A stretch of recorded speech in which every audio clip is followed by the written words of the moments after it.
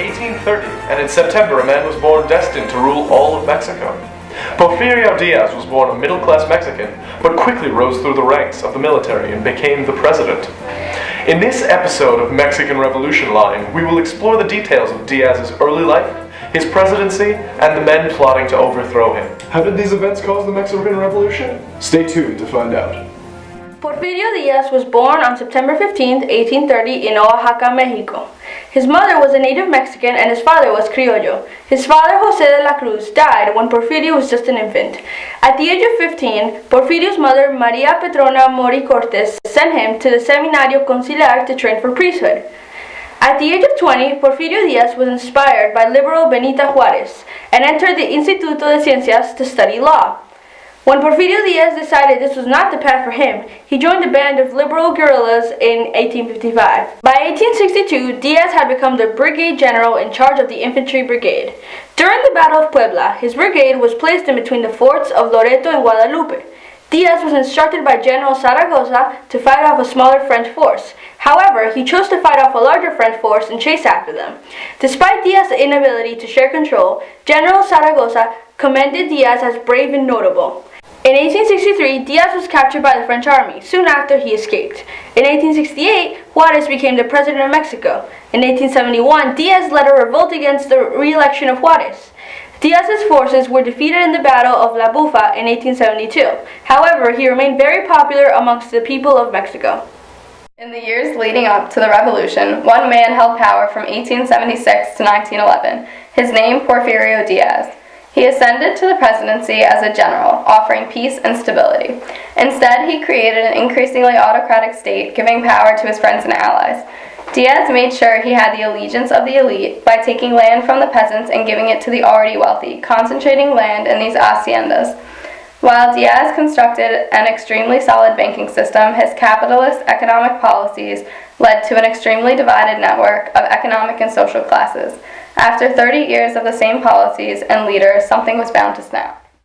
In the United States, the New York Stock Exchange fell 50%, causing economic depression. This came to be known as the Panic of 1907. Historians now believe that this period of economic turmoil was a catalyst for the Mexican Revolution. The Mexican economy suffered tremendously due to their reliance on foreign trade with the United States. In October of 1907, attempts were made to monopolize stock in the United Copper Company. This failed, and banks working with the company were brought down with it. This in turn led to the collapse of the Knickerbocker Trust Company. As a result of this initial panic, regional banks withdrew money from New York City banks, leading to a rapid money shortage in New York. J.P. Morgan, a leading financier at the time, slowed the crisis by investing his own money into the banks, but ultimately failed to end the panic. Various coal, iron, and steel companies relied upon by Mexico fell, causing the government under Porfirio Diaz to come under scrutiny. Modell's regime, already against Diaz, used the crippled economic state in Mexico in 1908 to ensure the downfall of Diaz's regime. We set up an interview between our reporter Bianca Mielke and Juan Jose Rios, a leader of the Mexican miners during the strike of 1906. Could you describe what motivated you and your fellow workers to begin the strike on June 1st against the Cananea Consolidated Copper Company? When me and my fellow workers and I began to strike to obtain better working conditions, we were only being paid 3.5 pesos, while the American workers were earning 5 pesos for the same job. You and your fellow workers created numerous petitions, but the company executives rejected them. What were some of the things you were petitioning for? Well, we were petitioning for the pay for 5 pesos a day like the Americans, and an employment quota ensuring 75% of the jobs for Mexicans and the other 25% for the other people. And for all the Mexican workers, we wanted to have promotions, and depending on how much skill they had. A total of 23 people killed, 22 wounded, and many more were jailed. How do you think this affected Porfirio Diaz's standing with the Mexican people? I think that certainly affected Diaz's standing with all of us Mexican people. The majority of us support Diaz because he came from the Mexican people, but these events symbolize the general unrest during the final years of Diaz. Thank you for being here with us. No problemo!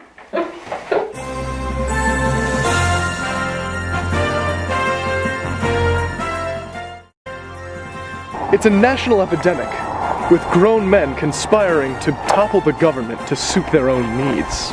We'll plant a decoy who will lure the young revolutionary into her home, so they can discuss their ongoing plans for revolution. They will reveal their actual intentions, where they will be captured on site by the Mexico City PD.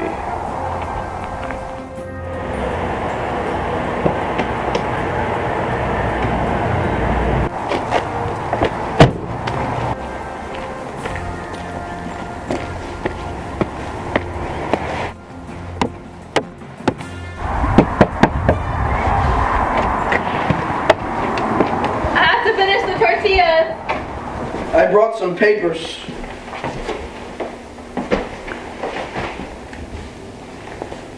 What are you doing here? Who are you? Why'd you come here? Just hanging out. Yeah, but why did you come here? I think I was misled. Misled into what exactly? I'm not sure. Who are you? I have a log of your conversation with someone who identified themselves as part of the anti-re-electionist party. You say you want to end the re-election of Porfirio Diaz. Is this true? Yeah, but... Is it true that you explained your views of the anti-re-electionist party in your book published in 1908, entitled La Sucesión Presidencial in 1910? Yeah, but I believe having the same president for too long will make Mexico sick. The absolute power of the president held in one man, it's just too overwhelming. But at the same time, you think that Porfirio Diaz kept Mexico tranquil and provided a period of economic growth. Yes, but us Mexicans have lost our freedoms. Have you seen the treatment of the people in Yaqui, or what happened to the Canadian workers? We have let the United States barge down our doors. We have overly obeyed them. We have overemphasized the role of El Presidente. So, what would change? It doesn't matter. I'm called the apostle of democracy. I have a cult following. It's obvious that I'll be the next one elected in Mexico. I will be the president of Mexico. Is it true that you want to start an armed insurrection? No. In your letter, you talked about such things. Let me see. I do not remember such things. Yes, this clearly says armed insurrection, but I never had such plans, and this isn't my handwriting. I don't write so sloppy. You know, I don't know why I'm being accused of such things.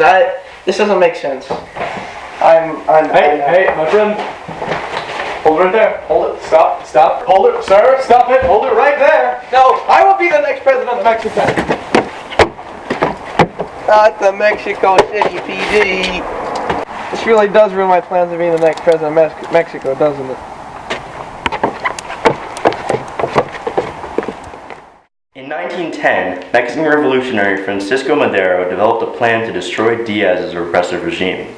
A political prisoner at the time, Madero outlined the destruction of Diaz's presidency and the introduction of democracy by any means necessary in the plan of San Luis Potosi. As a political enemy of President Porfirio Diaz, Madero was jailed along with 6,000 Maderos. Less than a year later, he escaped and fled to Texas, where he formulated the plan of San Luis Potosi, a revolutionary document he had been preparing during his time in jail. The plan called the Mexican people to action on November 20th of 1910 against Diaz.